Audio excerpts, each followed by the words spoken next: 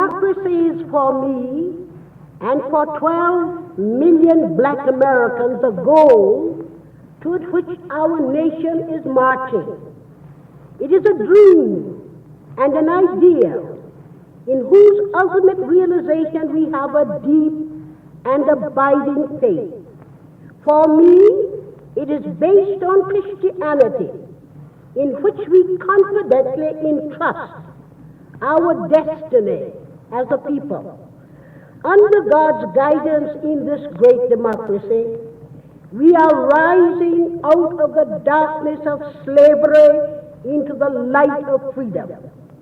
Here my race has been afforded opportunity to advance from a people 80% illiterate to a people 80% literate, from abject poverty to the ownership and operation of 1 million farms and 750,000 homes, from total disfranchisement to participation in government, from the status of chattels to recognized contributors to the American culture. As we have been extended a measure of democracy, we have brought to the nation rich gifts. We have helped to build America with our labor, strengthened it with our faith, and enriched it with our song. We have given you Paul Laurence Dunbar, Booker T. Washington, Marian Anderson, and George Washington Carver. But even these are only the first fruits of a rich harvest, which will be reaped when new and wider fields are opened to us. The democratic doors of equal opportunity have not been opened wide to Negroes. In the Deep South, Negro youth is offered only 1/15 of the educational opportunity of the average American child. The great masses of Negro workers are depressed and unprotected in the lowest levels of agriculture and domestic service, while the black workers in industry are barred from certain unions and generally assigned to the more laborious and poorly paid work. Their housing and living conditions are sordid and unhealthy.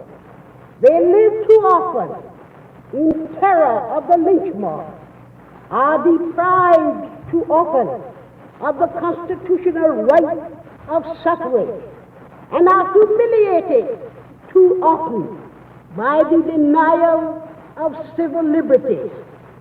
We do not believe that justice and common decency will allow these conditions to continue. Our faith envisions a fundamental change as mutual respect and understanding between our races come in the path of spiritual awakening. Certainly, there have been times when we may have delayed this mutual understanding by being slow to assume a fuller share of our national responsibility because of the denial of full equality. And yet, we have always been loyal when the ideals of American democracy have been attacked. We have given our blood in its defense, from Christmas adults on Boston Commons to the battlefields of France. We have fought for the democratic principles of equality under the law, equality of opportunity, equality at the ballot box, for the guarantees of life, liberty, and the pursuit of happiness. We have fought to preserve one nation, conceived in liberty, and dedicated to the proposition that all men are created equal. Yes, we have fought for America with all her imperfections, not so much for what she is, but for what we know she can be. Perhaps the greatest battle is before us, the fight for a new America, fearless, free, united, morally rearmed, in which 12 million Negroes, shoulder to shoulder with their fellow Americans, will strive that this nation under God will have a new birth of freedom, and that government of the people, for the people, and by the people shall not perish from the earth. This dream, this idea, this aspiration, this is what American democracy means to me.